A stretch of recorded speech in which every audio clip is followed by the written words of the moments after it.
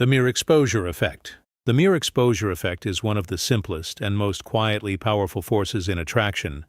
It states that the more we are exposed to something, a song, a face, a person, the more we tend to like it, simply because it becomes familiar. Psychologist Robert Zeigarnik demonstrated this by showing people random shapes and Chinese characters repeatedly, and found that the more often a symbol appeared, the more participants rated it as pleasant, even though they had no idea why. In dating, this explains why the coworker you barely noticed in January can feel strangely magnetic by June. It is not that they changed.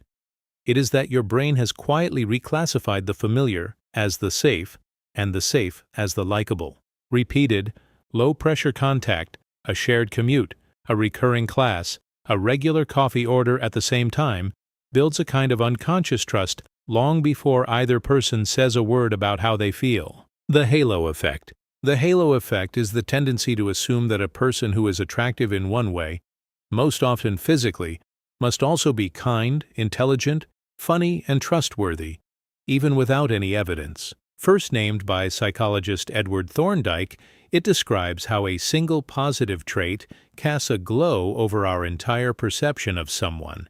This is why a beautiful stranger's ordinary joke lands as brilliant wit, while the same joke from someone we find unremarkable barely registers. The halo effect explains the earliest, most uncritical rush of a new attraction. The sense that this person can simply do no wrong. It fades with time and closer observation, which is why early infatuation and lasting love are not the same experience. Understanding the halo effect is less about resisting attraction and more about recognizing that first impressions are often a story we are telling ourselves, one we should let time slowly confirm or gently correct. Similarity attraction. Similarity attraction, sometimes called the like-attracts-like effect, describes our tendency to be drawn toward people who share our values, backgrounds, humor, and worldview. Decades of research, beginning with psychologist Don Byrne's studies in the 1960s, found that the more attitudes two people shared, even on trivial questions, the more they liked each other after just a short interaction. This runs counter to the popular idea that opposites attract. In truth, opposites may intrigue us briefly, but similarity is what tends to sustain comfort and connection over time. Shared taste in music, a matching sense of humor, or the same quiet stance on how weekends should be spent, all of these become invisible threads of ease. There is something deeply soothing in being understood without having to explain yourself, in recognizing a piece of your own inner world reflected back in someone else's eyes across a table. The proximity effect. The proximity effect, also called mere propinquity, is the finding that we are far more likely to form relationships with people who are physically or digitally close to us. A classic study of a university dormitory found that students were most likely to become friends, and eventually partners, with those who lived nearest to them, not because of shared interests, but simply because of how often their paths crossed. Distance, even a single extra staircase, quietly reduced the odds of connection. In the modern world, proximity has expanded to include algorithmic closeness, the people whose profiles repeatedly surface in the same feed. But the underlying principle has not changed. Closeness breeds familiarity, familiarity breeds comfort, and comfort is the quiet soil in which attraction takes root. Sometimes the person we are searching for is not far away at all, but simply the one we walk past every day without yet truly seeing. Misattribution of arousal. Misattribution of arousal is a phenomenon where the physical symptoms of excitement, a racing heart, quickened breath, sweaty palms, get mistakenly attributed to attraction rather than their true source. The most famous demonstration is the Capilano Bridge study, in which men crossed either a rickety, frightening suspension bridge or a low, stable one, and were then approached by an attractive researcher. Those who had just crossed the frightening bridge were significantly more likely to later call her and express romantic interest, their fear mistaken for chemistry. This suggests that adrenaline itself, whatever its source, a roller coaster, a thriller movie, a heated argument, can be reinterpreted by the mind as the flutter of falling for someone. It is a humbling idea. Some of what feels like fate or instant chemistry on a first date may simply be a nervous system searching for a story to explain its own racing pulse. Reciprocity of liking. The reciprocity of liking is the simple but reliable finding that we tend to like people who show that they like us. Being told, directly or through subtle cues, that someone finds us interesting or attractive makes us warmer toward them almost automatically, even before we consciously decide whether we feel the same way. This is part of why a genuine, specific compliment lands so differently than a generic one, and why mutual eye contact held a beat too long can feel electric. Reciprocity works because being liked satisfies a deep need for social validation, and gratitude for that validation often blurs into affection for its source. It is not manipulation to let someone know you are interested. It is simply opening a door. Many relationships that seem to begin with instant mutual chemistry actually begin more quietly, with one small, honest signal that it was safe to like each other back. The scarcity principle. The scarcity principle holds that things and people seem more valuable when they appear limited, rare, or difficult to obtain. In dating, this is the psychological engine behind the old advice to not always be available, not as a game, but as an honest reflection of having a full and interesting life. When someone's time and attention are clearly abundant and easily won, the mind unconsciously discounts their value. When that same attention feels selective, sought after by others, or simply finite, it takes on a different weight. This is why a partner's occasional business trip can momentarily deepen longing, or why the mystery of someone slow to reply can pull at the mind more than constant contact would. Scarcity should never be manufactured through coldness or manipulation, but real scarcity, born from a genuinely full life, tends to be one of the most naturally magnetic qualities a person can hold. Social proof. Social proof is the psychological shortcut where we assume that if other people value something, it must be worth valuing too. In dating, this shows up in surprisingly simple ways. A person who is warmly greeted by many friends at a party seems more appealing than one standing alone, and a person who is spoken of fondly by others gains credibility before they even speak. This is partly why group settings, weddings, parties, shared friend circles have historically been such fertile ground for new relationships. The social warmth around a person acts as a kind of silent character reference. Online, social proof takes new forms. Photos surrounded by friends, an active and admired kind of visible community. The underlying truth is ancient. Humans have always looked to the group to help judge who is safe, valuable, and worth choosing, long before dating apps ever existed to prove it with a swipe. The chameleon effect. The chameleon effect describes our unconscious tendency to mimic the postures, gestures, expressions, and speech patterns of people we are with, especially those we like or wish to bond with.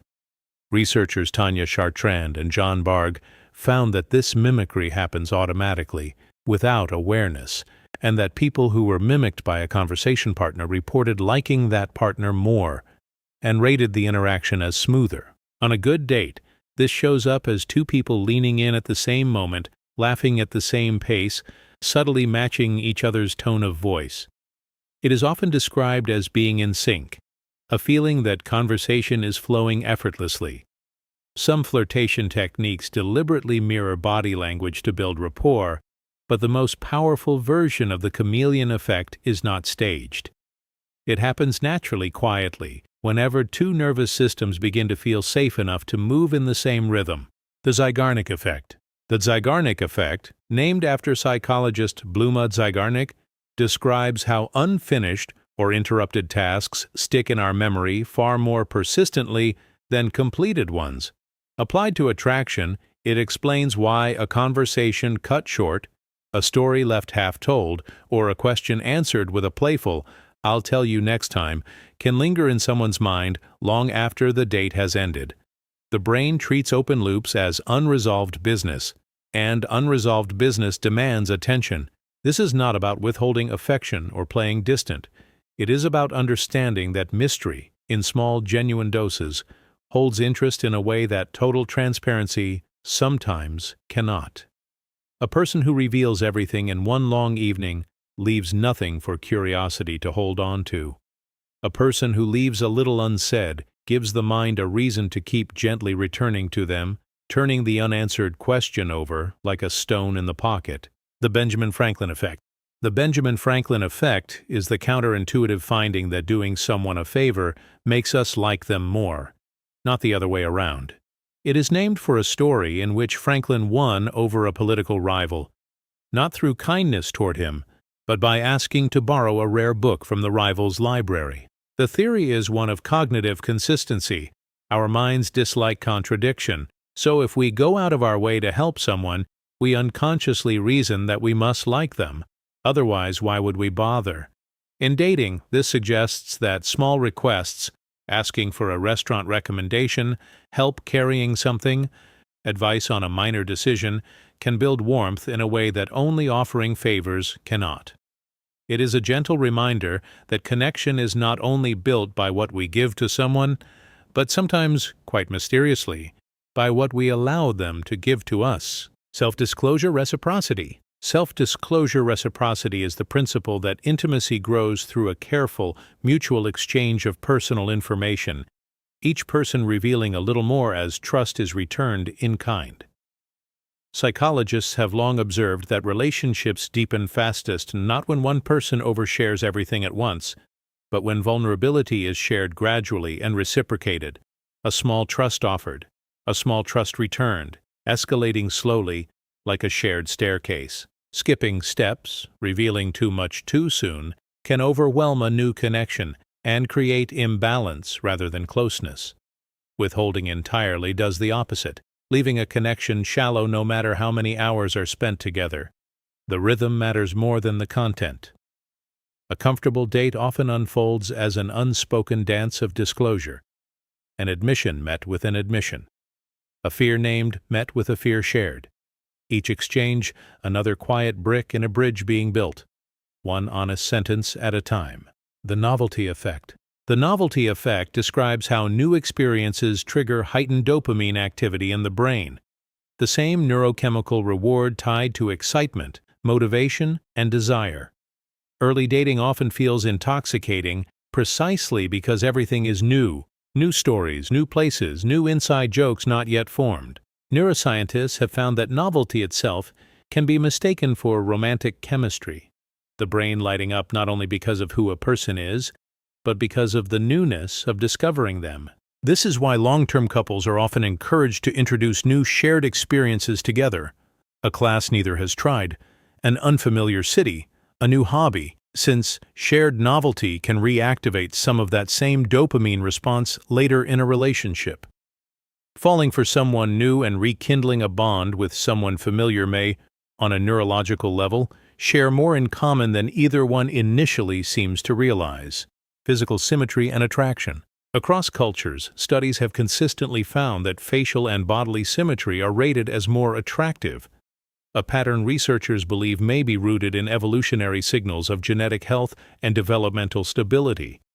Symmetry, the theory suggests, is difficult to disrupt by illness, stress, or poor nutrition during development. So a symmetrical face may have once served as an honest, hard-to-fake advertisement of a healthy potential mate. This does not mean beauty is only, or even mostly, about symmetry. Personality, warmth, and familiarity consistently outweigh it in long-term preference studies. But it helps explain why certain faces catch the eye instantly in a crowded room before a single word is exchanged. It is worth remembering that this ancient instinctive first glance is only ever the opening sentence of a much longer story, one that character, kindness, and time are the ones left to finish writing. The contrast effect. The contrast effect describes how our perception of something is shaped not in isolation, but in comparison to whatever came immediately before it. In dating, this means that a mediocre date can feel wonderful if it follows a string of disappointing ones, and a genuinely good match can feel underwhelming if it comes right after an unusually thrilling one. This is part of why dating app fatigue can distort judgment. Endless comparison across many profiles in quick succession can make even a promising connection feel ordinary by contrast. Understanding this effect encourages a kind of patience, evaluating a person on their own qualities rather than against the emotional residue of whoever came before them. The mind is not a neutral instrument, It measures against a backdrop, and learning to notice that backdrop is often the first step toward judging someone fairly on their own quiet merits. Emotional contagion. Emotional contagion is the tendency for feelings to spread between people, often unconsciously, through tone of voice, facial expression, and body language. A nervous date can make both people nervous. A relaxed, warm presence can make an anxious partner slowly settle. Psychologists Elaine Hatfield and John Cacioppo describe this as a kind of automatic mimicry of another's emotional state, one that happens beneath conscious awareness, syncing heart rates and moods between two people in close contact. This is why the emotional tone someone brings into a first meeting matters as much as anything they say. Calm settles a room, and anxiety, however unintentionally, can unsettle it. Choosing to walk into a date grounded and at ease is not simply about self-presentation. It is, quite literally, a gift extended to the other person, an invitation for their own nervous system to soften and follow. The Pratfall effect. The Pratfall effect is the finding that a small, harmless mistake can make an otherwise impressive person more likable rather than less. Psychologist Elliot Aronson found that when a highly competent person clumsily spilled coffee on themselves, they were rated as more likable than an equally competent person who made no mistake at all, though only if their competence was already well established. A minor blunder humanizes, closing the distance created by intimidating polish. On a date, this explains why a small, self-aware laugh at your own mistake, tripping slightly, forgetting a word, often warms a moment rather than ruining it. Perfection, oddly enough, can feel distant and unreachable, while a gentle imperfection, held with humor rather than shame, quietly says, "Here is a real person, not a performance."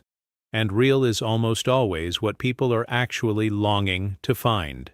Positive illusions. Positive illusions are the small, generous distortions long-term couples hold about each other, seeing a partner as somewhat kinder, more attractive, or more capable than an outside observer might. Psychologist Sandra Murray's research found that couples who idealized each other this way, within reason, reported greater relationship satisfaction and stability over time, not because they were being deceived, but because seeing the best in a partner seemed to gently encourage that partner to rise toward it. This is different from denial of real flaws. It is closer to a generous interpretive lens, choosing to read an ambiguous action charitably rather than suspiciously. Over years together, this quiet, loving exaggeration can become something like a self-fulfilling promise, two people continually seeing, and therefore continually calling forth, the better versions of one another, simply by choosing, again and again, to look for them. The endowment effect in relationships. The endowment effect, first studied in economics, describes how we value things more once we possess them, and it applies with surprising force to relationships. A partner's quirks, flaws, and habits, once fully committed to and made a part of shared life, often become endowed with a kind of irreplaceable value they would not have held to an outside observer. This partly explains why breakups can feel disproportionately painful. The loss is not only of a person, but of an entire accumulated sense of ownership over a shared history and identity. It also explains a quieter danger, taking for granted what has been fully possessed for a long time. Forgetting that value once required active appreciation to notice. Long, healthy relationships often depend on consciously resisting this drift, choosing, again and again, to see a familiar partner with something like the fresh eyes of someone who has not yet taken them for granted. Loss aversion in dating. Loss aversion is the well-documented tendency for the pain of losing something to feel roughly twice as powerful as the pleasure of gaining an equivalent thing. In dating, this explains the disproportionate ache of being rejected or ghosted by someone we had not even known very long. The mind mourns not just the person, but the loss of a possibility it had already begun to imagine. It also explains why a partner pulling away can intensify longing far more than a partner drawing closer intensifies comfort. Loss aversion can distort judgment, keeping people invested in relationships primarily out of fear of losing what has been built, rather than genuine ongoing desire for what is actually there. Recognizing this bias is a quiet act of self-honesty, learning to ask not what would it cost me to lose this, but does this on its own, without the fear, still feel like something worth choosing. Active listening. Active listening is the practice of giving someone your full, undivided attention, not simply waiting for your turn to speak, but genuinely absorbing what they say, reflecting it back, and asking questions that show real curiosity. Communication researchers have found it to be one of the single strongest predictors of felt closeness in a new relationship, often mattering more than charm, wit, or shared interests. It involves small, consistent signals, sustained eye contact, a nod at the right moment, a follow-up question that proves the previous answer was truly heard. On a first date, most people are quietly starved not for entertainment, but for the rare experience of being fully seen. A partner who listens this way does not need to be the most interesting person in the room. They simply need to make the other person feel, perhaps for the first time in a long while, that their words landed somewhere that mattered. Open-ended questions. Open-ended questions are questions that cannot be answered with a simple yes or no, and they are one of the quietest, most effective tools for building real conversation. Instead of asking, "Did you have a good week?" an open question asks, "What was the best part of your week?" inviting a story rather than a fact. This small shift changes the entire texture of a date, moving it from an interview to an exploration. Skilled conversationalists often use a technique of layering, following an open question with a genuine follow-up drawn from the answer itself, rather than moving on to a prepared next question. This signals that the listener is actually present in the conversation, not simply performing interest. Over time, a habit of asking open, curious questions communicates something deeper than curiosity alone. It communicates a quiet form of respect, a belief that the other person's inner world is worth the time it takes to explore. The 36 Questions to Fall in Love. The 36 Questions to Fall in Love were developed by psychologist Arthur Aaron as part of a study on interpersonal closeness, designed to accelerate intimacy between strangers through structured, escalating self-disclosure. The questions begin gently, such as asking a guest you would want at a dinner party, and gradually deepen toward more vulnerable territory. Questions about regret, about family, about what one values most and fears losing. Aaron's original study found that participants who worked through the full list, followed by 4 minutes of sustained eye contact, reported significantly greater closeness than control pairs who simply engaged in small talk. The technique became widely known after being popularized in a personal essay, and it endures because it captures something true, that intimacy is less about chemistry alone and more about a willingness to be mutually, gradually, deliberately known. Validation. Validation is the act of acknowledging another person's feelings as real and understandable, without necessarily agreeing with their conclusion or trying to immediately fix the problem. In early dating, validation often looks like responding to a shared worry or frustration with "that makes complete sense" rather than jumping straight to advice or reassurance. Psychologists studying emotional communication have found that people crave validation, even more than they crave solutions. Being told your reaction is reasonable can feel more soothing than being told how to solve the underlying issue. This is a skill many people never consciously learn. The instinct to fix often overrides the instinct to first simply witness. A partner who validates before advising communicates a quiet but powerful message. Your inner experience is legitimate to me, exactly as it is, before I ever try to change it into something more comfortable for either of us. I statements. I statements are a communication technique where a person expresses their own feelings and needs, rather than accusing or labeling the other person's behavior. Instead of saying, "You never make time for me," an I statement reframes it as, "I feel distant when we don't get to talk during the week." Originally developed within family and couples therapy, the technique works because it lowers defensiveness. A person is far less likely to feel attacked, and therefore far less likely to become defensive, when the conversation centers on the speaker's internal experience rather than an external judgment of their character. Even in casual early dating, This pattern quietly builds trust, since it shows a willingness to take ownership of one's own emotional reactions rather than assigning blame.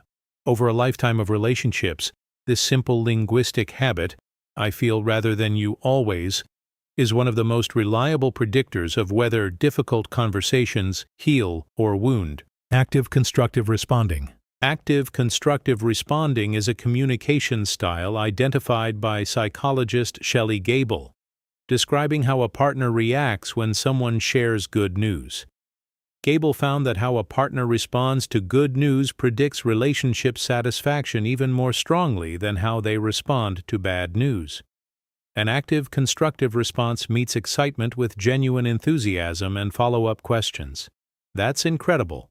Tell me everything. A passive or destructive response, distracted, dismissive, or focused only on downsides, quietly teaches a partner that their joy is not safe to share. Over time, small moments of shared celebration accumulate into what researchers call capitalization, the sense that good news becomes even better because there is someone who delights in it alongside you. Learning to meet a date's small triumphs with real curious enthusiasm is a quiet but remarkably powerful way of communicating that their happiness matters as much as their hardships do. Mirroring body language. Mirroring body language is the deliberate, gentle practice of subtly matching a date's posture, gestures, and energy level, leaning in when they lean in, softening your tone when theirs softens, while the chameleon effect describes this happening unconsciously. Mirroring can also be used as a conscious rapport-building tool, one taught in many communication and negotiation trainings. Done well, it is nearly invisible, felt only as a general sense of being on the same wavelength. Done clumsily or too obviously, it can feel unsettling, like being imitated rather than accompanied. The key distinction researchers point to is timing. Effective mirroring follows a beat or two behind the other person's movement, rather than copying instantly.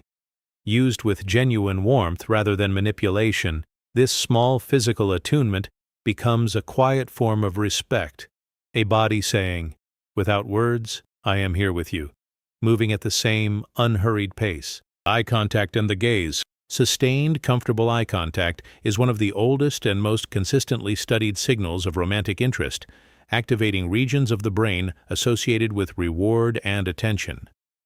A widely cited study led by psychologist Zick Rubin found that couples who reported being deeply in love spent significantly more time gazing into each other's eyes during conversation than casual couples did. Eye contact functions almost like a spoken sentence. Too little can read as disinterest or evasiveness, while a warm, unhurried gaze, held a moment longer than casual conversation typically allows, can communicate genuine attention far more convincingly than words. This is part of why Arthur Aron's closeness study paired its 36 questions with several minutes of silent, sustained eye contact, believing correctly that the eyes alone could carry an intimacy that conversation had only begun to build.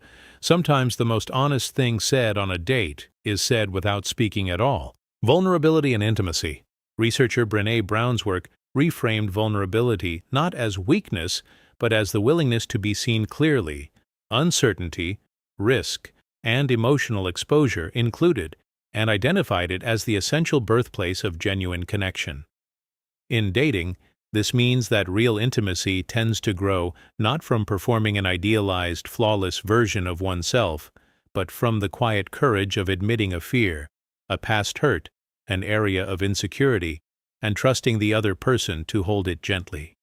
Brown's research found that people who avoided vulnerability in relationships often experience connection as hollow or unsatisfying, even when the relationship appeared successful on the surface.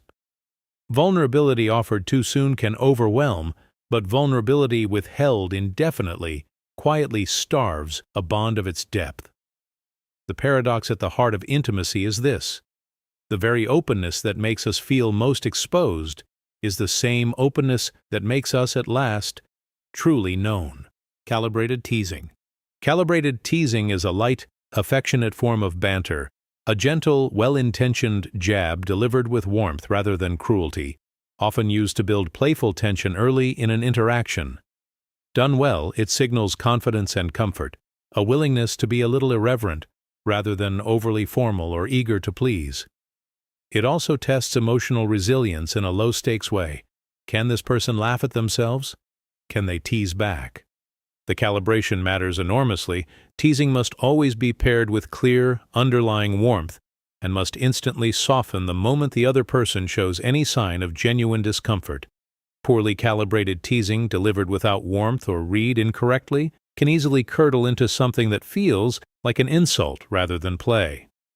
At its best, this kind of banter creates a small, shared world of inside humor almost instantly, the sense of two people already speaking a private, playful language of their own. Storytelling in attraction. Human beings are wired to remember and respond to stories far more than to facts or lists of qualities, and this holds true in attraction as much as anywhere else. Rather than simply stating "I love hiking," a well-told, specific story about a difficult sunrise summit and the unexpected friend made along the way gives a listener something to genuinely picture, feel, and remember. Communication researchers have found that narrative detail activates more regions of the listener's brain than plain description, effectively letting the listener experience a small echo of the moment themselves. A good dating story is usually specific rather than general, honest rather than exaggerated, and revealing of character through action rather than direct self-description. This is part of why the question, "So tell me about yourself," so often falls flat, while a single well-chosen story can, in under a minute, communicate more about who a person truly is than an hour of straightforward facts ever could. The art of the pause. The art of the pause is the disciplined practice of resisting the urge to immediately fill silence, allowing a beat of quiet after a meaningful statement, a question, or an answer, rather than rushing to the next thing. Communication researchers note that comfortable silence is often a stronger indicator of relational ease than constant talking, since it signals that neither person feels anxious about the other's judgment. A well-placed pause after asking a thoughtful question also gives space for a more honest, considered answer, rather than a quick, reflexive one. Many people mistake silence for awkwardness and rush to fill every gap with chatter, inadvertently signaling their own nervousness. Learning to sit calmly in a brief silence, holding eye contact, allowing a thought to land, communicates a quiet, grounded confidence that words alone rarely can. The simple, steady sense that this moment does not need to be rescued from itself. Warm-up small talk. Warm-up small talk, the seemingly unimportant early exchange about weather, commute, or how someone's day has gone, actually serves an important psychological function. It allows two nervous systems to calibrate to each other before deeper conversation begins. Social psychologists studying conversation dynamics have found that skipping small talk entirely and rushing straight into serious or vulnerable topics can actually increase anxiety and awkwardness rather than accelerating closeness. Small talk functions as a kind of social handshake, low stakes, low risk, giving both people a chance to settle into tone, rhythm, and comfort. The mistake is not engaging in small talk, but remaining there too long, treating it as the whole conversation rather than its gentle on-ramp. The most graceful daters tend to move through small talk quickly, but without skipping it entirely, using it as a brief, necessary runway before the conversation is ready to lift into something more genuinely revealing. The power of a genuine compliment. A genuine, specific compliment, one that notices something particular rather than generic, carries far more psychological weight than a broad or predictable one. Complimenting someone's eyes or smile, while pleasant, is heard constantly and processed almost as background noise. A compliment that notices something more specific, the careful way they explained something, an unusual detail in a story they told, communicates something rarer, that they were truly being watched and listened to, not just looked at. Researchers studying praise and self-perception have found that specific compliments are trusted more and remembered longer than generic ones, precisely because they cannot be assumed to be simply automatic or insincere. A well-placed, specific compliment does more than flatter.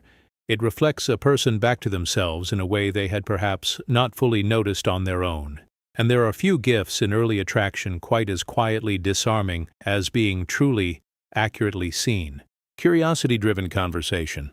Curiosity-driven conversation treats every answer not as a fact to be filed away, but as a doorway to another, more interesting question.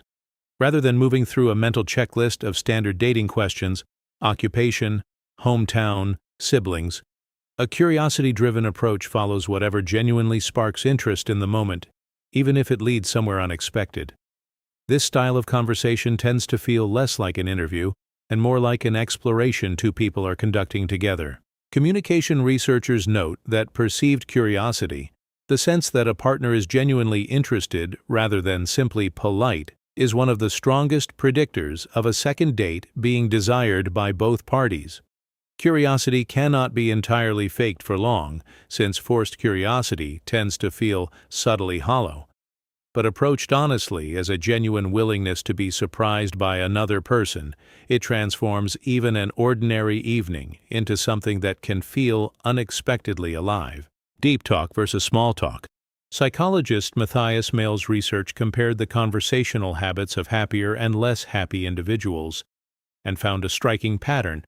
Happier people engaged in substantially more deep, substantive conversation and less small talk over the course of an average day. Deep talk involves discussing ideas, feelings, values, and meaning, rather than simply exchanging facts or logistics.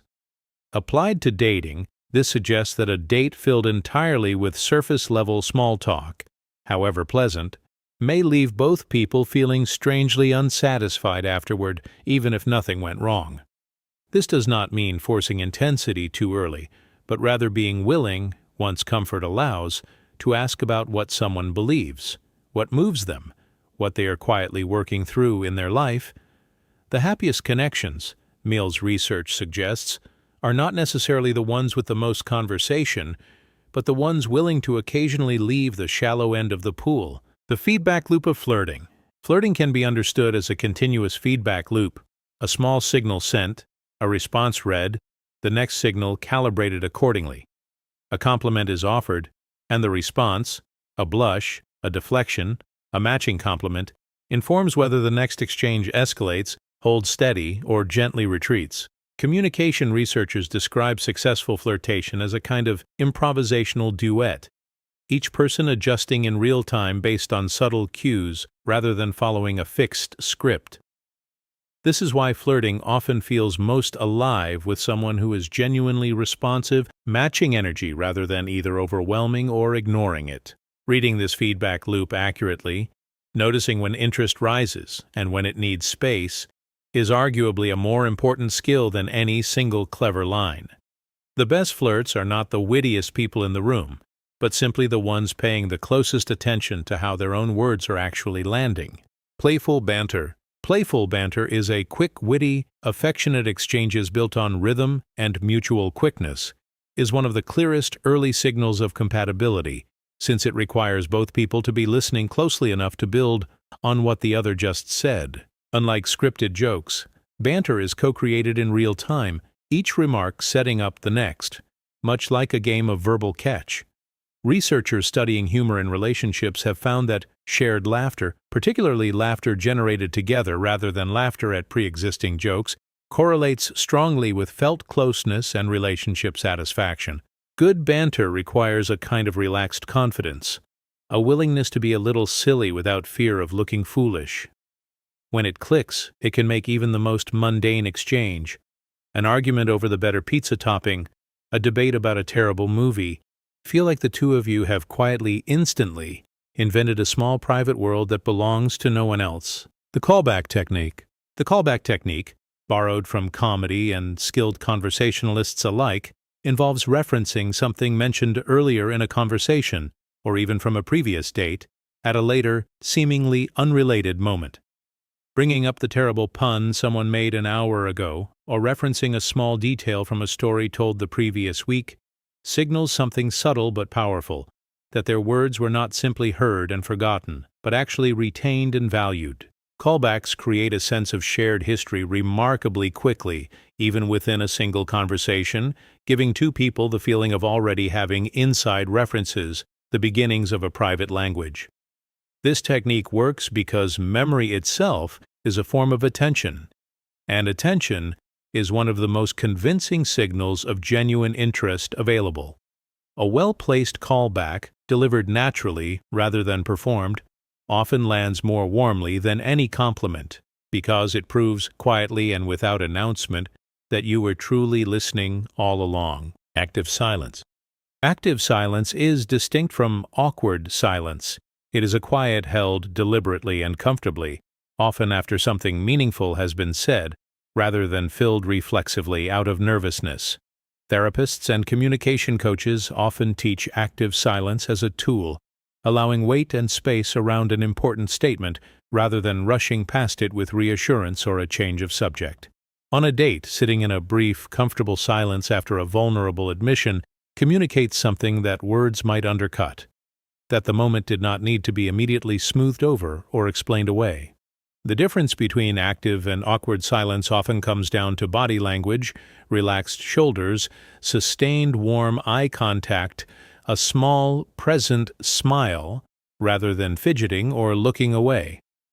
Mastering this small skill, the discipline of simply letting a moment breathe, is often what separates conversations that feel merely pleasant from ones that quietly, unmistakably, feel real. Attachment theory. Attachment theory, developed by psychologist John Bowlby and later expanded by Mary Ainsworth, proposes that the emotional bonds formed with early caregivers create lasting patterns or attachment styles that shape how we approach closeness, trust, and conflict in adult romantic relationships. Bowlby argued that humans are biologically wired to seek proximity to trusted others, especially under stress, a drive that does not disappear in adulthood, but simply transfers from parent to romantic partner. Ainsworth's later research, using a procedure called the strange situation, identified distinct patterns in how children responded to separation and reunion with a caregiver. Patterns that researchers later found echoed remarkably in adult romantic behavior. Understanding your own attachment style and recognizing a partner's offers a kind of emotional map, explaining why certain conflicts repeat, why closeness feels safe to one person and suffocating to another, and why healing old patterns often happens most powerfully within the safety of a new patient relationship. Secure attachment. Secure attachment describes a relational style marked by comfort with both closeness and independence, an underlying trust that a partner will be responsive and available, without excessive anxiety about abandonment or excessive discomfort with intimacy. Securely attached individuals, research suggests, tend to communicate needs directly, recover from conflict more smoothly, and offer consistent reassurance without needing to be asked. Roughly half of adults are estimated to fall primarily into this category, often shaped by caregivers in childhood who were reliably responsive to their needs. Importantly, researchers have found that attachment style is not entirely fixed. A concept known as earned security shows that consistent, safe relationships in adulthood, whether with a partner, close friend, or therapist, can gradually shift someone toward more secure patterns over time. Security, in this sense, is less a fixed trait and more a hard-won skill, one that can, with patience, still be learned. Anxious attachment. Anxious attachment describes a pattern marked by a deep desire for closeness paired with a persistent fear of abandonment or insufficient love, often producing behaviors like frequent reassurance seeking, heightened sensitivity to a partner's mood, and difficulty feeling settled even within a stable relationship. This pattern is often traced to inconsistent early caregiving, affection, and attention that were sometimes warmly present and sometimes unpredictably withdrawn, teaching a child that love could not be relied upon without vigilance. In adult relationships, anxious attachment can manifest as overanalyzing a delayed text message or needing frequent verbal affirmation to quiet an underlying unease. This pattern is not a character flaw, but a nervous system that learned, early and understandably, to stay alert to signs of disconnection. With awareness, self-soothing skills, and often a securely attached or patient partner, many people with anxious attachment gradually learn that closeness can in fact be trusted to stay. Avoidant attachment. Avoidant attachment describes a pattern marked by discomfort with too much closeness or emotional dependency, often producing a strong preference for independence, a tendency to withdraw during conflict, and difficulty expressing vulnerable feelings even when they are genuinely present underneath. This pattern often develops in response to early caregiving that was distant, dismissive of emotional needs, or that subtly rewarded self-sufficiency over expressed feeling, teaching a child that needing others too openly was not entirely safe. In adult relationships, avoidant attachment can look like pulling away just as a relationship begins to deepen, or feeling suffocated by a partner's expressions of need. It is frequently misread as simple disinterest, when in fact it often masks a real, if carefully guarded, longing for connection. Growth for avoidantly attached individuals often involves the slow, sometimes uncomfortable practice of staying present during closeness rather than instinctively retreating from it. Disorganized attachment.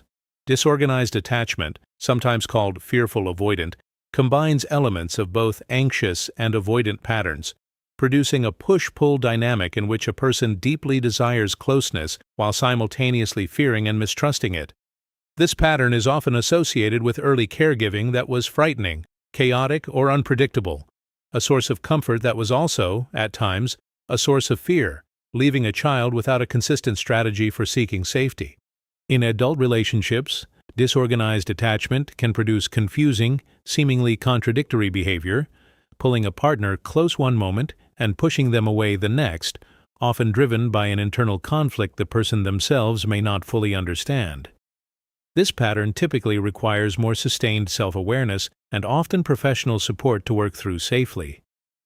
But researchers emphasize that disorganized attachment, like the other insecure styles, is not a permanent sentence. Healing is possible, particularly within relationships defined by consistent patience and safety. Earned secure attachment. Earned secure attachment refers to the process by which someone who developed an insecure attachment style in childhood, anxious, avoidant, or disorganized, gradually develops the emotional patterns of secure attachment through corrective experiences in adulthood. Researchers studying this shift found that consistent relationships marked by safety, responsiveness, and repair after conflict, whether romantic, platonic, or therapeutic, could measurably reshape a person's internal working model of relationships over time. This finding reframed attachment theory from a fixed diagnosis into something closer to a living, adaptable pattern. It suggests that choosing patient, emotionally available partners and doing the sometimes slow, uncomfortable work of examining old relational habits can genuinely rewire deep-seated fears around love and closeness. Earned security is, in many ways, one of the most hopeful findings in relationship psychology, proof that the wounds of an early history do not have to remain the whole of anyone's romantic future. The anxious-avoidant trap. The anxious-avoidant trap describes a particularly common and painful relational dynamic in which an anxiously attached partner's pursuit of closeness triggers an avoidantly attached partner's instinct to withdraw, which in turn intensifies the anxious partner's fear of abandonment, pulling them to pursue even harder. This cycle can repeat for months or years, each partner's coping strategy inadvertently activating the other's deepest fear, closeness threatening the avoidant partner, distance threatening the anxious one. Relationship researchers note that these pairings are drawn to each other with surprising frequency, sometimes because the initial intensity, chase, and retreat produces genuine emotional highs that can feel, mistakenly, like passion. Breaking the pattern typically requires both partners to recognize the cycle explicitly, the anxious partner learning to self-soothe rather than pursue, the avoidant partner learning to stay present rather than flee, until the relationship can find a steadier, more securely grounded rhythm. Attachment priming. Attachment priming is a research technique in which subtle cues related to security, imagining a supportive figure, recalling a moment of being comforted, are shown to temporarily increase feelings of safety, openness, and trust, even in people with generally insecure attachment styles. Studies by researchers including Mario Mikulincer found that briefly priming feelings of attachment security could measurably reduce defensiveness and increase generosity toward others in the moments that followed. This suggests something quietly hopeful, that even deeply ingrained relational patterns are not entirely fixed in any given moment and can be temporarily softened by reminders of safety. In practical terms, this might mean that a person entering a date after consciously recalling a time they felt genuinely supported may approach the evening with more openness than they otherwise would. The nervous system, it turns out, can sometimes be gently coaxed into trust, simply by being reminded that trust has, at some point, already been safely given before. Sternberg's triangular theory of love. Psychologist Robert Sternberg proposed that love can be understood as a combination of three distinct components: intimacy, the emotional closeness and connection between partners; passion, the physical and romantic attraction that fuels desire; and commitment, the conscious decision to remain in and maintain the relationship over time. According to Sternberg, different combinations of these three elements produce different kinds of love. Infatuation is passion alone, companionate love is intimacy and commitment without much passion, and what Sternberg called consummate love, often considered the ideal, combines all three in balance. Sternberg's model helps explain why relationships can feel so different at different stages. The passion-heavy intensity of new romance is not the same as the deep, quiet intimacy of a decades-long partnership, and neither is inherently more valid than the other. Understanding which components are present, and which may need deliberate attention, offers a useful practical map for the sometimes disorienting terrain of long-term love. Companionate versus passionate love. Researchers studying romantic love have long distinguished between passionate love, an intense, often all-consuming state marked by longing, physical attraction, and emotional highs and lows, and companionate love, a calmer, steadier form of affection built on deep trust, mutual respect, and shared life. Passionate love tends to be strongest in the earlier stages of a relationship, closely tied to novelty and uncertainty, while companionate love typically deepens gradually over years of shared experience. Neuroscience research has found that these two states are associated with somewhat different patterns of brain activity. Passionate love more closely resembling states of craving and reward-seeking, companionate love more closely resembling patterns associated with long-term bonding and calm. Long-lasting relationships, researchers suggest, are rarely sustained by passion alone, but the healthiest among them often manage, in smaller and quieter ways, to keep some ember of that early passionate spark alive within the steadier fire of companionship. Limerence. Limerence, a term coined by psychologist Dorothy Tenoff, describes the intense, almost involuntary state of early infatuation, marked by obsessive thinking about a person, an acute longing for reciprocation, and heightened emotional sensitivity to any sign of their interest or disinterest.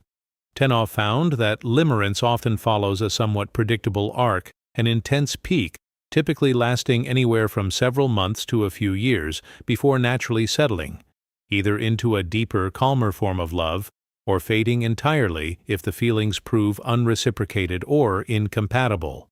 Because limerence can feel so consuming, it is sometimes mistaken for love itself, though Tenoff distinguished the two, noting that limerence is characterized by a degree of uncertainty and anxiety that mature love typically does not require to sustain itself.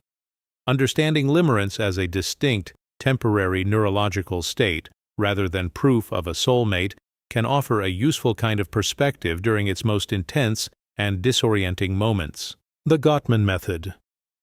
The Gottman method, developed by psychologists John and Julie Gottman after decades of observing thousands of couples, is one of the most extensively researched approaches to understanding what makes relationships succeed or fail. Through careful observation, the Gottmans found they could predict divorce with striking accuracy simply by watching how couples argued, not whether they disagreed, since all couples disagree, but how they handled that disagreement. Their research identified specific communication patterns that reliably predicted relationship breakdown, alongside other patterns that reliably predicted resilience and repair. Perhaps most notably, the Gottmans found that successful couples were not those who avoided conflict, but those who maintained a strong underlying friendship and fondness that allowed conflict to be navigated without lasting damage. Their decades of research shifted relationship science away from vague advice and toward something closer to a genuinely evidence-based understanding of what quietly, reliably keeps two people together. The Four Horsemen. The Four Horsemen is a term used by researchers John and Julie Gottman to describe four communication patterns found to be the strongest predictors of relationship failure: criticism, attacking a partner's character rather than addressing a specific behavior; contempt, expressing disgust or superiority, considered the single most destructive of the four; defensiveness, responding to concerns with self-protection rather than accountability; and stonewalling, withdrawing from conflict entirely, shutting down rather than engaging. The Gottmans found that the presence of contempt, in particular eye-rolling, sarcasm, mockery, was one of the clearest predictors of eventual separation across their long-term studies. Crucially, the Four Horsemen are not fatal on their own. Every couple slips into them occasionally, but their frequency and whether they are recognized and repaired afterward matters enormously. Learning to notice these patterns as they arise, rather than after they have already caused damage, is often the first and most important step toward changing them. The 5-to-1 ratio. Through careful observational research, psychologist John Gottman found that stable, satisfied couples maintained an average ratio of roughly 5 positive interactions for every 1 negative interaction during conflict, a finding often referred to as the magic ratio. This did not mean successful couples avoided negativity entirely. Disagreement and frustration were still present, but they were consistently outweighed by warmth, humor, affection, and appreciation, both during and outside of conflict. Couples who fell noticeably below this ratio were significantly more likely to divorce in Gottman's long-term follow-up studies. The finding offers a surprisingly concrete, almost mathematical piece of relationship advice. Small positive gestures, a compliment, a shared laugh, a moment of physical affection matter far more cumulatively than any single grand romantic gesture. Sustaining a relationship, this research suggests, has less to do with avoiding all friction and much more to do with consistently, generously outweighing it. Bids for connection. A bid for connection, a term developed by researcher John Gottman, refers to any small attempt one partner makes to gain the attention, affection, or engagement of the other. A comment about something interesting seen online, a request to look at something, a simple "I love you" offered without prompt. Gottman found that partners could respond to these bids in one of 3 ways: turning toward, engaging warmly with the bid; turning away, ignoring or missing it, often unintentionally; or turning against, responding with irritation or dismissal. In his long-term studies of couples, those who divorced turned toward each other's bids only around 33% of the time, while those who remained happily married turned toward each other roughly 86% of the time. The finding reveals something quietly profound, that the health of a relationship is built less in grand gestures and far more in the accumulated weight of thousands of small, ordinary moments of being noticed. Push-pull dynamics. Push-pull dynamics describe a pattern of alternating closeness and distance used, sometimes deliberately and sometimes instinctively, to create emotional intensity and engagement in a budding connection. A moment of warm, genuine attention followed by a period of playful withdrawal can heighten a partner's investment, engaging the same psychological forces described in loss aversion and the scarcity principle. In small, honest doses, push-pull can simply reflect the natural ebb and flow of two people balancing interest with independence, neither person constantly available, neither entirely withheld. Used manipulatively or excessively, however, push-pull can create genuine anxiety and instability, echoing the same painful cycle seen in the anxious-avoidant trap. The healthiest version of this dynamic is rarely calculated at all. It is simply the natural rhythm of two independent lives occasionally, gladly converging, rather than a deliberate strategy of engineered uncertainty designed to keep someone perpetually a little off balance. Playing hard to get. Playing hard to get, the practice of appearing less immediately available or interested than one actually is, has been studied by social psychologists with genuinely mixed results. Some research suggests it can increase perceived desirability by activating scarcity and effort justification, the idea that something harder to obtain must be more valuable. Other studies found that excessive playing hard to get can simply discourage pursuit altogether, particularly with partners who have many other options and little patience for games. A frequently cited nuance from relationship researcher Elaine Hatfield's work found that a person who is somewhat selective, but clearly warm and genuinely interested once engaged, is rated as more desirable than either someone who seems universally available or someone who seems entirely unattainable.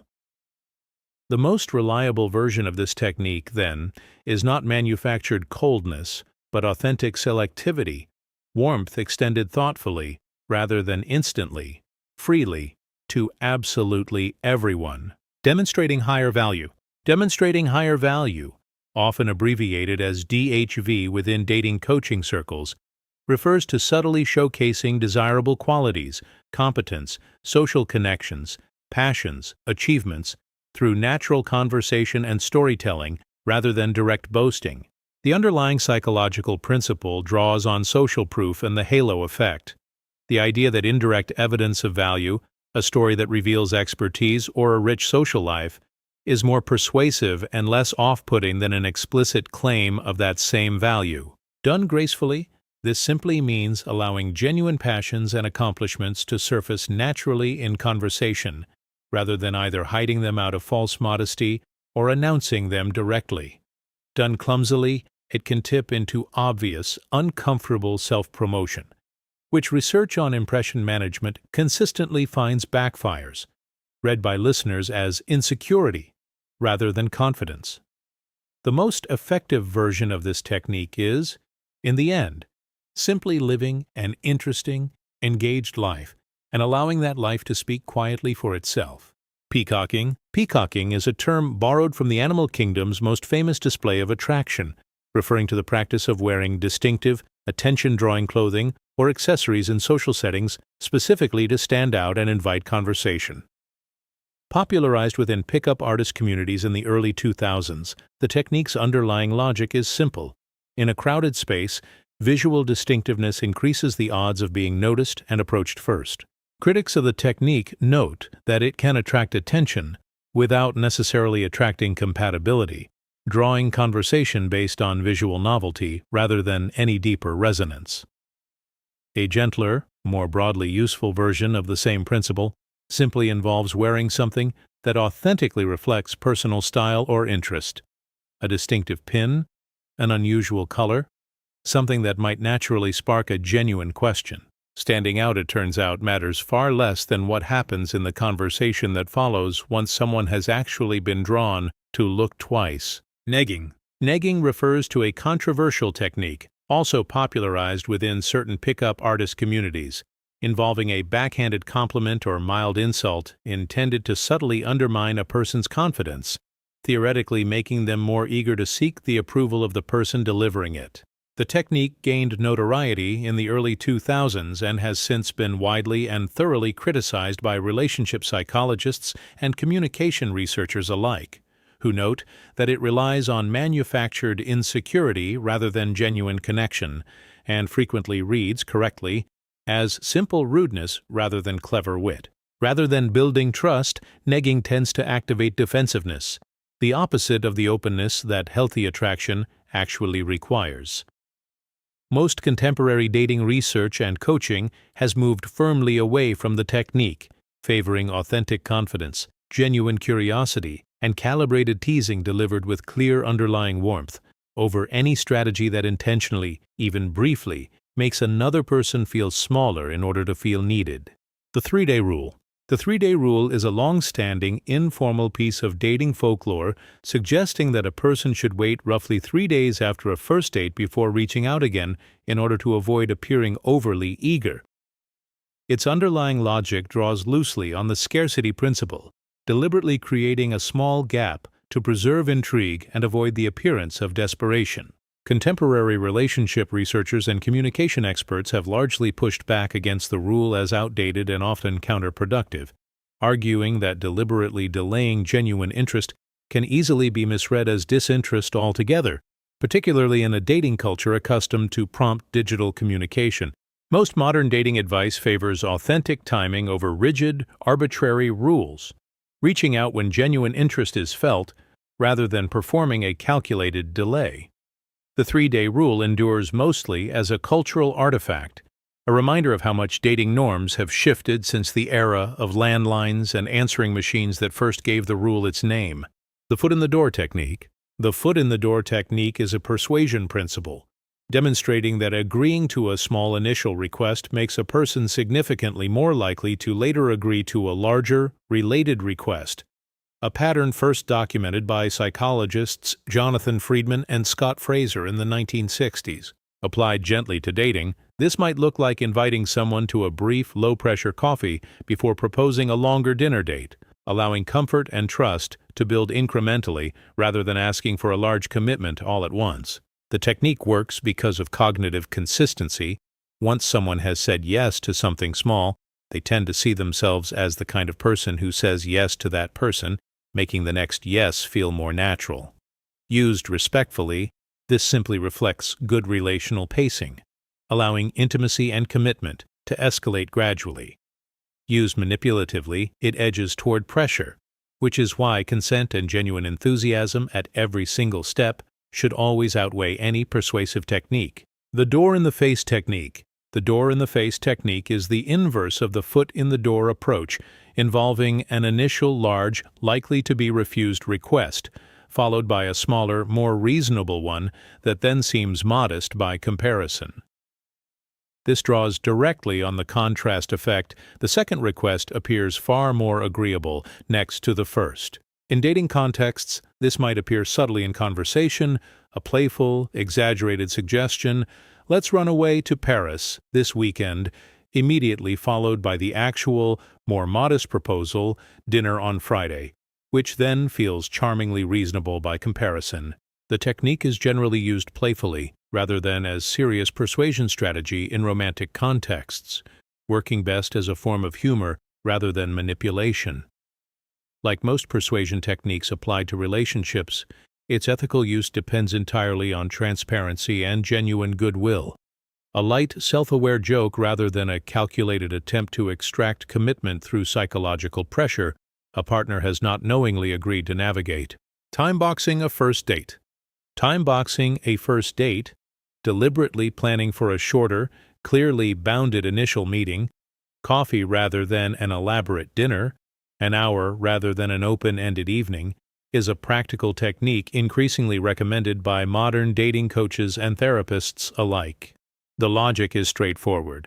A time-boxed date removes the pressure of needing to sustain hours of conversation with someone whose compatibility is still genuinely unknown, and gives either person a graceful, low-stakes exit if the connection does not click. Paradoxically, this lowered pressure often makes the actual conversation flow more naturally, since neither person is anxiously monitoring the clock for how the rest of a long evening might unfold. If the initial meeting goes well, extending it or scheduling a longer second date becomes an easy, natural next step rather than an awkward one. Time boxing turns a potentially high-stakes evening into something closer to a small, low-pressure experiment, which quite often is exactly what a healthy first date should be. The power of a good exit line. The final moments of a date, researchers studying memory have found, disproportionately shape how the entire experience is remembered, a phenomenon closely related to what psychologists call the peak end rule. This means that how a date ends often matters more to lasting impression than any single moment that came before it, however good or awkward. A warm, clear, genuine closing, expressing enjoyment and, if true, clear interest in meeting again, leaves a far stronger positive impression than an ambiguous, hurried, or overly casual goodbye.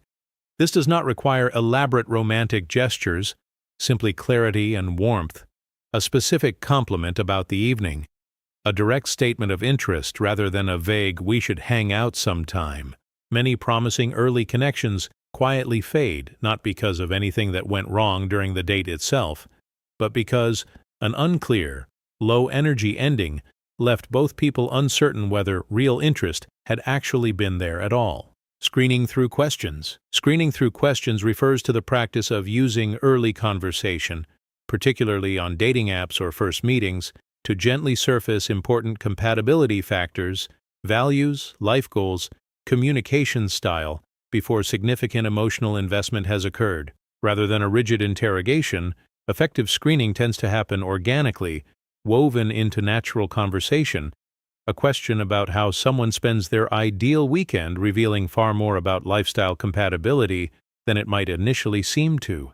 Relationship researchers generally recommend surfacing genuinely important, potentially incompatible values, views on family, ambition, lifestyle, relatively early, since discovering fundamental misalignment after significant emotional investment has already occurred tends to be far more painful than discovering it early. This is not about being guarded or overly clinical, but about pairing genuine curiosity with honest self-awareness of one's own non-negotiables.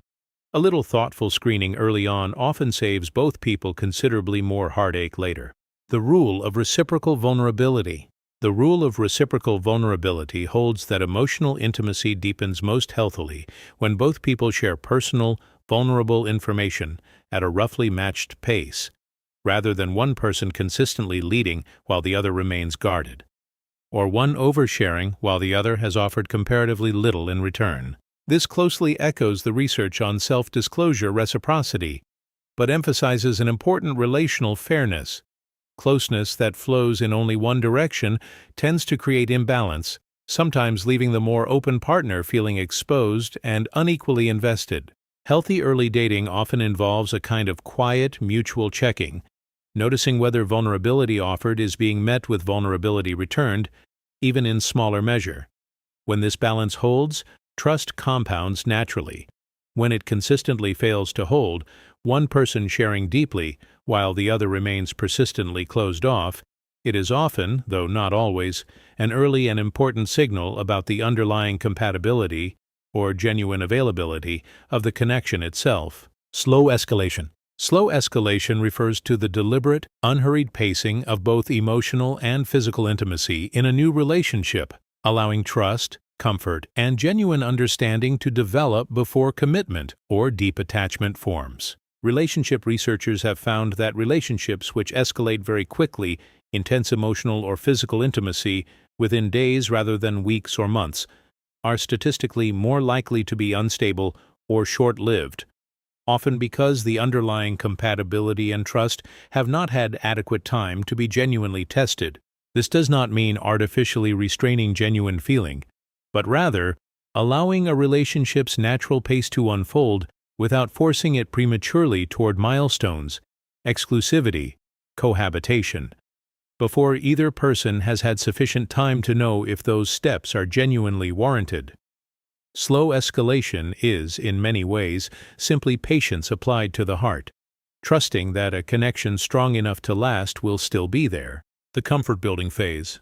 The comfort-building phase describes an early stage of a developing relationship in which the primary task is not passion or grand romantic gestures, but the steady accumulation of small, reliable, low-stakes positive experiences, texts that get answered, plans that get kept, small kindnesses noticed and appreciated. This phase, though often less dramatic and exciting than early infatuation, is where much of the actual foundation of trust gets quietly built. Attachment researchers note that this steady, unglamorous consistency is often what allows a partner with a more anxious attachment style to gradually relax and what allows a more avoidant partner to gradually feel safe enough to lean in. Rushing past this phase in pursuit of constant excitement can leave a relationship feeling thrilling but structurally hollow. Couples who deliberately honor this quieter phase, rather than treating it as a boring interlude to get through, often find it becomes the sturdiest room in the entire house they are building together. Frame control. Frame control, a concept popularized within both sales psychology and certain dating coaching circles, refers to the ability to maintain one's own calm, grounded perspective and sense of reality within a social interaction, rather than being subtly pulled into someone else's anxiety, drama, or emotional agenda. A person with strong frame control might respond to a partner's playful challenge or teasing without becoming defensive or thrown off balance, maintaining their own steady, secure emotional footing throughout. This concept overlaps significantly with what psychologists more broadly call emotional regulation, the capacity to stay centered rather than reactive. In healthy use, frame control simply reflects genuine inner security, an ability to stay warm, calm, and self-possessed under mild social pressure. Misused, particularly within some pickup artist frameworks, it can shade into manipulation, an attempt to control another person's perception of reality rather than simply maintaining one's own. The healthiest version is quiet, internal groundedness, not external control over anyone else. The abundance mindset. The abundance mindset, frequently referenced in modern dating advice, describes an internal orientation of believing that meaningful romantic connection is genuinely possible and available, rather than approaching dating from a place of scarcity, desperation, or fear, that any single opportunity might be one's last real chance. Psychologically, this mindset tends to reduce the anxious, high-stakes energy that can subtly undermine a first date, an overeager, fear-driven approach that research on attachment and social anxiety consistently finds off-putting to potential partners. An abundance mindset does not mean pursuing many people simultaneously or treating others as interchangeable, but rather approaching each individual connection with curiosity rather than desperation, since no single date carries the full weight of a person's entire romantic future. Ironically, this relaxed, secure energy, the sense of already being fundamentally fine regardless of outcome, is itself one of the more consistently attractive qualities that relationship research has identified. The rejection mindset. The rejection mindset, sometimes called the numbers game framing, is a deliberate cognitive reframe in which romantic rejection is understood not as a personal indictment, but as a natural, expected, and largely neutral part of the broader search for compatibility, closer in spirit to a mismatch of preferences than a verdict on one's worth. Cognitive behavioral researchers note that how a person interprets rejection as catastrophic personal failure versus simply incompatible fit significantly shapes both emotional resilience and future dating confidence. Adopting this mindset does not mean rejection never hurts, but it changes the story told about that hurt afterward. This person and I were not a match, rather than something is fundamentally wrong with me. This reframe allows people to continue approaching dating with genuine openness rather than growing guarded or bitter after difficult experiences. In this sense, resilience in dating often has less to do with avoiding rejection and everything to do with how gently one learns to carry it. Qualifying versus chasing. Qualifying refers to a conversational stance in which a person gently, genuinely evaluates whether a potential partner meets their own values and needs, rather than simply chasing approval or working to prove their own worthiness to someone else. This might sound like asking a date genuinely curious questions about their values or life direction, rather than only performing charm in hopes of being chosen. Relationship researchers note that a chasing dynamic, in which one person is primarily focused on winning approval, often creates a subtle power imbalance that can undermine long-term relationship satisfaction even when the chase is initially successful. Qualifying reframes dating as a mutual evaluation, both people genuinely assessing fit, rather than one person auditioning for the other's favor. This shift is often less about any specific technique and more about an underlying belief that a good relationship requires two people who are each free and each equally willing to walk away if the fit is genuinely not right. The takeaway technique. The takeaway technique, used in both sales and certain dating advice contexts, involves gently withdrawing pursuit or enthusiasm at a moment when interest is starting to feel one-sided rather than escalating pursuit in response to another person's ambivalence. Rooted in the scarcity principle and loss aversion, the underlying idea is that removing pressure, rather than applying more of it, sometimes allows a hesitant person the space to notice and reconnect with their own genuine interest. In healthy use, this might simply mean stepping back from pursuing someone who seems consistently unavailable, rather than pursuing harder, allowing both people space rather than escalating an imbalanced dynamic. Used manipulatively, as a calculated tactic to provoke anxiety and re-engagement, it edges into the same ethically murky territory as artificial push-pull dynamics. The most genuine version of this technique is simply honest self-respect, stepping back not as a strategy to win someone over, but because pursuing further no longer feels like the right thing to do. Future pacing. Future pacing is a conversational technique drawn originally from therapeutic and coaching contexts, involving casual, low-pressure references to shared future experiences. "We should try that restaurant sometime," "You'd love this place I'm planning to visit," that gently invite a listener to mentally picture themselves continuing to be part of someone's life. Psychologically, this works by engaging the imagination in a low-stakes way, allowing a sense of continuity and possibility to form gradually, without the pressure of an explicit, high-stakes conversation about the future of the relationship itself. Used naturally and honestly, future pacing simply reflects genuine, growing interest, casually including someone in one's imagined near future, because it feels true, not because it is a calculated device. Used insincerely as a manipulative promise with no real intention behind it, it can create false expectations and real hurt. Like most techniques on this list, its ethical weight rests entirely on whether the sentiment behind it is actually sincerely felt. Breadcrumbing. Breadcrumbing is a modern dating term describing the practice of sending small, sporadic, low-effort signals of interest, an occasional text, an infrequent like on social media, just often enough to keep another person emotionally invested and hopeful, without any genuine intention of building a real, committed relationship. The term draws its imagery from the fairy tale trail of crumbs, just enough to follow, never enough to actually arrive anywhere.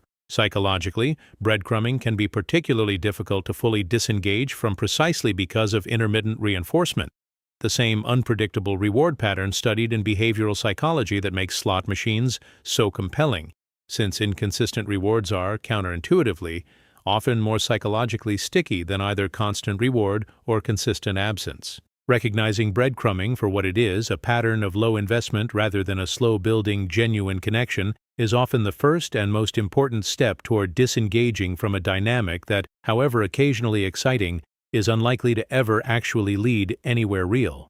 Ghosting. Ghosting refers to the abrupt, unexplained withdrawal of all communication from someone previously in active contact, whether after a single date or months of an established relationship, without any closure, explanation, or acknowledgement offered.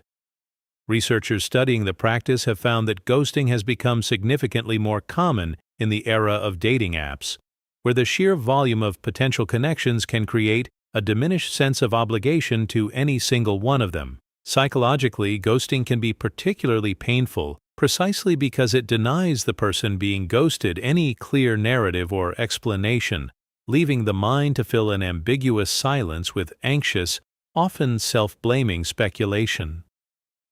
Communication researchers generally note that even a brief, honest closing message, however uncomfortable to send, tends to be considerably kinder than silence, since clear information, even disappointing information, is consistently easier for the human mind to process and move past than an unresolved, open-ended absence. Orbiting.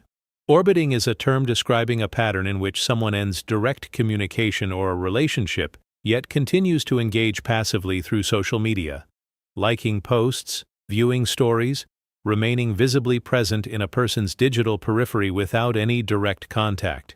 The effect is often deeply unsettling for the person being orbited, a lingering, ambiguous presence that makes full emotional closure difficult, since the other person has clearly not entirely disappeared, yet offers no clarity about what their continued presence actually means. This dynamic illustrates how modern digital connection has complicated the natural process of moving on from a relationship. In earlier eras, distance was simply distance, while today, a former partner's continued digital visibility can quietly reopen half-healed wounds. Many relationship therapists now recommend a period of deliberate digital distance, muting or unfollowing after a difficult ending. Not out of anger, but simply to allow genuine emotional closure the uninterrupted space it actually needs. Benching. Benching describes the practice of keeping a romantic prospect in reserve, maintaining light, occasional contact, not enough to build a real relationship, but enough to keep them available as a backup option while actively pursuing other, more preferred prospects elsewhere. The term draws its imagery from a sports substitute, kept warmed up on the sidelines, ready if needed, but not actually given real playing time. Unlike breadcrumbing, which often lacks any clear endgame, benching typically reflects a more calculated, if not always consciously acknowledged, hedging of romantic options. Being benched can be particularly disorienting to recognize from the inside, since the intermittent warmth can feel genuine in each individual moment, even while the overall pattern reveals a clear lack of real prioritization.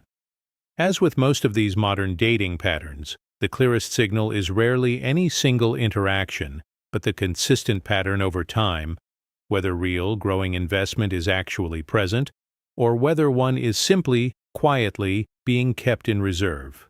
Love bombing. Love bombing refers to an overwhelming, unusually rapid display of affection, attention, and grand romantic gesture early in a relationship, excessive compliments, declarations of love within days, elaborate gifts, intense future planning, that can feel intoxicating in the moment, but often signals an unhealthy underlying dynamic rather than genuine, deep connection. Psychologists studying manipulative relationship patterns note that love bombing frequently appears in the early stages of relationships that later become controlling or abusive, functioning to quickly build intense emotional dependency and trust before that trust is later exploited.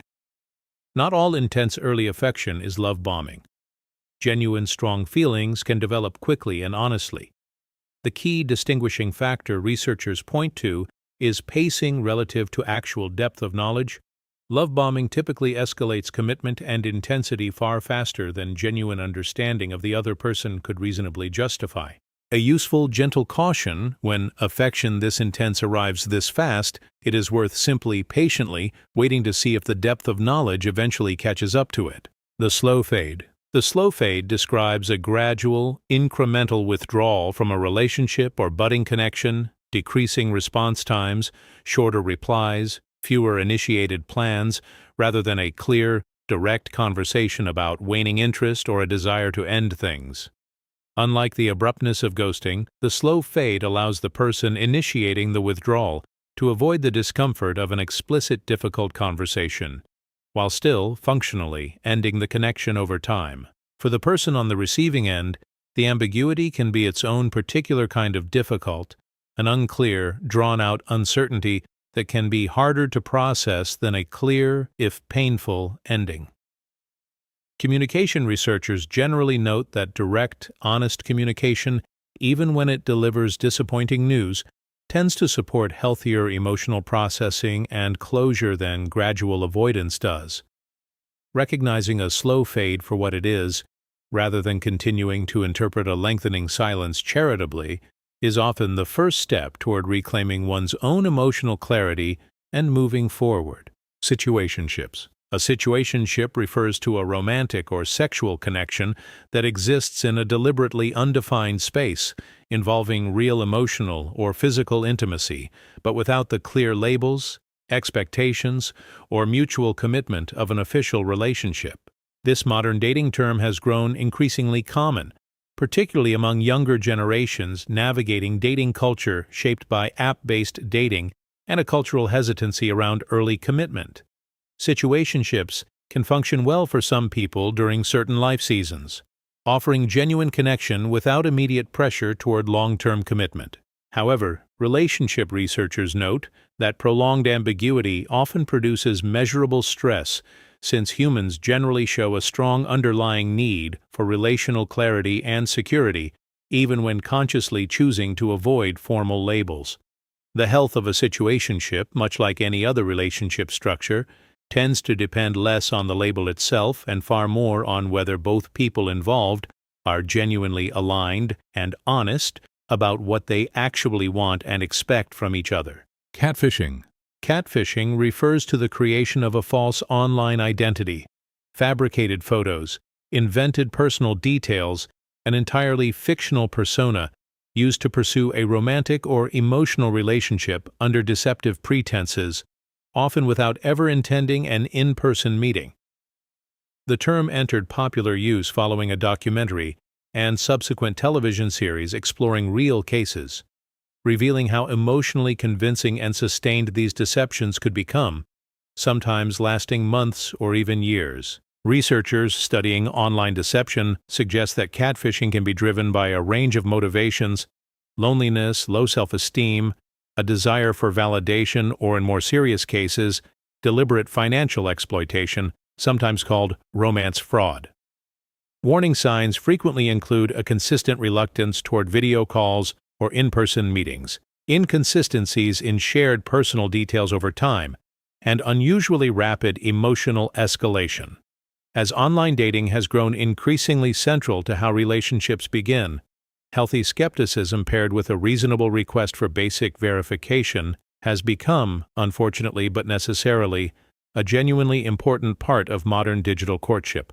Cushioning. Cushioning refers to the practice of maintaining several low-level, backup romantic connections while pursuing a primary relationship or prospect, functioning as a kind of emotional insurance against the possibility of that primary connection ending. The term evokes the imagery of extra padding, a soft landing kept in reserve should the main relationship falter. Unlike outright infidelity, cushioning connections are often characterized by their intentional lack of depth, kept purposefully light and undefined, existing mainly as a hedge against future uncertainty rather than as genuine parallel relationships. Relationship researchers note that this pattern often reflects underlying attachment anxiety, a fear of being left with nothing, rather than a genuine intention to pursue multiple relationships honestly and simultaneously. Like several patterns on this list, cushioning tends to reflect a deeper discomfort with vulnerability and uncertainty, an attempt to manage the inherent risk of loving someone fully by quietly, and not always consciously, keeping one foot out the door. The halo of social media. The halo of social media refers to the way carefully curated online profiles, selectively chosen photos, flattering angles, an edited highlight reel of a person's life can create an artificially inflated first impression that real-life interaction may or may not ultimately support. This connects closely to the halo effect discussed earlier, but reflects a distinctly modern amplification. Technology now allows people to present an unusually polished, deliberately selected version of themselves before any real interaction has even occurred.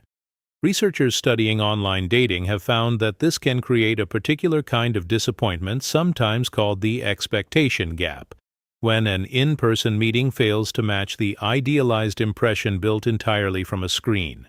Approaching online profiles with a reasonable, gentle skepticism, understanding that any curated presentation is, by its very nature, incomplete, can help calibrate expectations more realistically, allowing a real, three-dimensional person the fair chance to be met and judged on their own actual terms.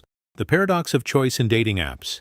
The paradox of choice, a concept introduced by psychologist Barry Schwartz, describes how an abundance of options can paradoxically lead to greater anxiety, indecision, and dissatisfaction, rather than the increased freedom and happiness one might intuitively expect. Applied to modern dating apps, this helps explain a frequently reported phenomenon that, despite unprecedented access to potential partners, many users report feeling more overwhelmed and less satisfied than daters in earlier, more limited eras.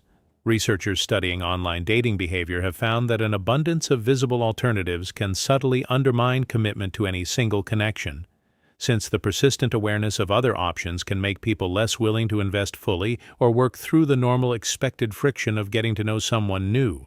Some daters have found that deliberately limiting active app use or taking scheduled breaks helps counter this effect, allowing a smaller, more focused set of connections the genuine attention and patience that meaningful compatibility usually requires to actually be discovered. Swipe fatigue. Swipe fatigue describes the sense of emotional exhaustion, numbness, or diminished enthusiasm that can develop after prolonged use of swipe-based dating apps, a kind of decision fatigue compounded by the emotionally taxing nature of repeated evaluation and, often, repeated rejection. Researchers studying digital well-being have noted that the rapid, high-volume, low-context nature of swiping, judging potential partners primarily on a handful of photos in a matter of seconds, can subtly train users toward increasingly superficial evaluation, even when they consciously value depth and substance. Over time, this pattern can contribute to a broader sense of cynicism or burnout around dating altogether. Many relationship therapists now recommend recognizing the early signs of swipe fatigue, irritability, while using an app, a sense of dread rather than curiosity, as a signal to step back and rest, rather than pushing through exhaustion in pursuit of a connection that genuine excitement and openness are, in that depleted state, unlikely to actually be able to recognize. Turning toward digital bids. Building on Gottman's concept of bids for connection, researchers studying modern relationships have identified a distinctly digital extension of the same principle: how partners respond to small bids for attention made through text, a shared meme, a quick update, an emoji reply, carries similar weight to in-person bids in shaping felt closeness. Consistently turning toward these small digital bids, engaging warmly rather than leaving them unanswered or responding with minimal effort, has been found to meaningfully support relationship satisfaction, particularly in long-distance relationships or busy periods when in-person time is more limited. Turning away from digital bids, a pattern of left-on-read messages or flat, disengaged replies can accumulate the same quiet erosion of trust that Gottman observed in face-to-face interactions. In an era where a significant portion of daily connection happens through a screen, the humble, well-timed text reply has become one of the more ordinary and more important small rituals of modern intimacy. Green flags versus red flags. In modern relationship vocabulary, a red flag refers to a warning sign, a behavior or pattern suggesting potential incompatibility, dishonesty, or harm, while a green flag refers to the inverse, a sign of genuine emotional health, consistency, and relationship readiness. Common red flags identified by relationship therapists include inconsistency between words and actions, difficulty taking accountability, and a pattern of speaking poorly of every previous partner. Common green flags include emotional consistency, comfortable handling of minor conflict, and genuine curiosity about a partner's inner life. Relationship researchers caution against treating any single flag of either color as an absolute verdict, since context and pattern matter far more than any isolated incident. The most reliable use of this framework is not as a rigid checklist, but as a gentle, ongoing practice of paying attention, noticing whether a pattern of small signals, observed patiently over time, is genuinely, consistently pointing towards safety, or quietly, consistently pointing away from it. Boundaries as attraction. Contrary to the common fear that setting personal boundaries might make someone seem difficult or undesirable, relationship researchers have found that clear, calmly stated boundaries are frequently associated with increased, rather than decreased, perceived attractiveness and respect. A boundary, communicated without hostility, simply "this doesn't work for me," or "I need some time to think about that," signals genuine self-respect and emotional stability, qualities strongly linked to secure attachment. This connects to the broader finding that a degree of authentic selectivity, rather than blanket agreeableness, tends to be read as more desirable, echoing similar findings in research on playing hard to get. Importantly, healthy boundaries are not ultimatums or punishments, but simply honest information about one's own needs and limits. Far from pushing people away, the consistent, calm presence of clear boundaries often does the opposite.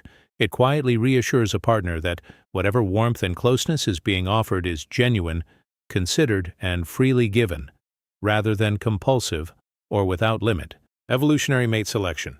Evolutionary psychologists propose that many human dating preferences and behaviors, though experienced consciously as personal taste, are shaped in part by deep evolutionary pressures related to reproductive success and offspring survival. Researcher David Buss's extensive cross-cultural studies found strikingly consistent patterns across dozens of societies, a general tendency for certain preferences to recur across vastly different cultures, resource stability, physical health signals, and perceived reliability among the most consistently valued traits worldwide, though the relative weighting of these traits varies meaningfully by culture and individual. Evolutionary psychology does not suggest that romantic love is merely a biological calculation. Most researchers in the field explicitly reject that reduction, but rather that some underlying preferences may have deep evolutionary roots, even as they are consciously experienced as simply personal chemistry or taste. Understanding these deeper currents does not diminish the felt reality of love, but it does offer a fascinating, humbling reminder of just how much ancient biology still quietly murmurs beneath modern romance. Hypergamy and mate value. Hypergamy refers to a pattern studied within evolutionary and sociological research, describing a tendency, more pronounced in some contexts than others, toward partnering with someone of comparable or higher perceived social, economic, or resource status. Researchers caution that hypergamy is frequently oversimplified or exaggerated in popular discussion. Real mate selection research finds it is one factor among many, and one whose strength varies considerably across cultures, economic conditions, and individual values, rather than a fixed universal law of attraction. The concept of mate value more broadly refers to the overall combination of traits, physical, social, emotional, and material, that a person is perceived to offer a potential partner, a combination that research finds is judged somewhat differently by each individual based on their own values and priorities. Rather than a rigid hierarchy, most contemporary relationship researchers describe mate selection as a complex, highly individual weighing of many different factors, of which resource status is only ever one thread among many. The Coolidge effect. The Coolidge effect, named after an anecdote involving President Calvin Coolidge, refers to a well-documented phenomenon in behavioral biology in which renewed sexual interest and arousal is triggered by the introduction of a new partner, observed extensively across many animal species and studied with more nuance in humans as well. In human relationships, researchers studying long-term desire have found a related but distinct pattern, that novelty and mild uncertainty, rather than only a literal new partner, can help sustain desire, which is part of why couples who deliberately introduce new shared experiences into a long relationship, travel, new hobbies, novel settings, often report renewed feelings of excitement and attraction. This research offers a gentler, more constructive lesson than the original anecdote might suggest, that some of what fuels desire in new relationships, novelty, uncertainty, fresh discovery, can be deliberately and ethically reintroduced into a long-term relationship without requiring genuine novelty of partner at all. Sexual strategies theory. Sexual strategies theory, developed by researchers David Buss and David Schmidt, proposes that humans have evolved a flexible repertoire of different mating strategies, both short-term and long-term, that shift in relative priority based on context, life stage, and individual circumstance rather than a single fixed reproductive strategy. The theory suggests that the psychological criteria people apply when evaluating a potential partner can shift meaningfully depending on whether they are, consciously or unconsciously, oriented toward a brief connection or a long-term committed partnership, with different traits weighted differently in each context. Critics of the theory note the difficulty of cleanly separating deep evolutionary drives from powerful cultural and social conditioning, and caution against using it to justify overly deterministic conclusions about individual behavior or choice. Still, the theory offers a useful, if imperfect, framework for understanding why the same person might genuinely, consciously want quite different things from dating at different points in their life, without that shift necessarily reflecting confusion or inconsistency of character. The triangular balance of intimacy, passion, and commitment. Returning to Sternberg's triangular theory with a deeper focus, researchers studying long-term relationship satisfaction have found that couples who consciously and deliberately tend to all three components, intimacy, passion, and commitment, rather than allowing anyone to atrophy entirely, report significantly higher relationship satisfaction over time than those who allow the relationship to rest passively on only one or two. Intimacy left untended can grow into quiet distance despite continued cohabitation. Passion left untended tends to fade into simple routine, and commitment without genuine intimacy or passion can curdle into obligation rather than genuine partnership. Sternberg's later research emphasized that consummate love, the balanced combination of all three, requires active, ongoing maintenance rather than passive assumption, since even a well-established relationship can quietly drift out of balance without regular, intentional attention.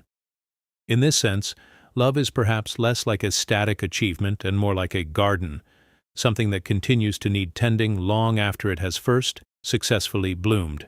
Self-expansion theory. Self-expansion theory, developed by researchers Arthur and Elaine Aron, proposes that one of the core motivations driving romantic attraction and relationship satisfaction is the desire to expand one's own sense of self, growing in knowledge, perspective, resources, and identity through genuine closeness with another person. According to this theory, we are drawn to partners who help us grow into a larger, richer version of ourselves, and much of the initial thrill of early romance stems from this rapid, exciting sense of expansion, new perspectives, new experiences, new facets of identity discovered through another person's eyes. The theory also helps explain why long relationships can sometimes lose vitality. Once the rate of new mutual growth slows, the felt sense of expansion can quietly plateau, even without any specific conflict or problem. Couples who deliberately pursue new shared experiences and continued individual growth, the theory suggests, tend to sustain that early sense of expansion and the excitement that comes with it considerably longer than those who allow their shared world to gradually stop growing. The Michelangelo effect. The Michelangelo effect, a concept developed by researchers including Carol Rusbolt, describes the way close partners can gradually sculpt each other toward their own ideal selves, much as a sculptor is said to reveal a form already latent within the stone. In supportive relationships, partners who genuinely see and affirm each other's ideal qualities, rather than their flaws or current limitations, tend to help each other actually grow toward those better, hoped-for versions of themselves over time. Rusbolt's research found that this affirming dynamic was strongly linked to both individual well-being and long-term relationship satisfaction. A partner who believes in your potential can, quite literally, help shape you into it. The inverse is also true. A partner who consistently reinforces limitation or doubt can subtly sculpt someone away from their own potential instead. This research offers a quietly profound reframe of what it means to choose a partner well. Less about finding someone perfect already, and more about finding someone whose vision of you, offered patiently over years, you would actually want to grow into. Terror management and attraction.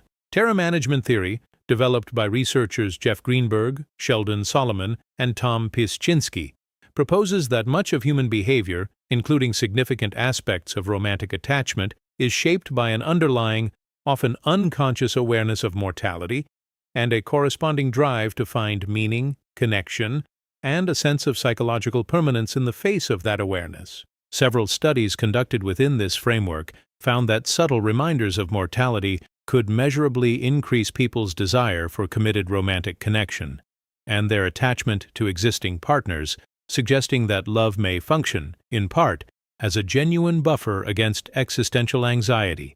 This offers a somewhat unexpected, quietly poignant lens on romantic bonding, that the drive to be truly known and loved by another person may be tied, at some deep, unconscious level, to the very same part of the mind that grapples with mortality itself. Love, from this vantage point, is not simply a pleasant experience, but one of the mind's more powerful answers to an otherwise unanswerable question. Interdependence theory. Interdependence theory, developed by researchers Harold Kelly and John Thibault, offers an economic-style framework for understanding relationship satisfaction and commitment, proposing that people evaluate relationships based on the balance of rewards and costs, compared against both their own expectations, called the comparison level, and the perceived quality of realistic available alternatives, called the comparison level for alternatives. According to this model, a person can remain deeply satisfied in a relationship,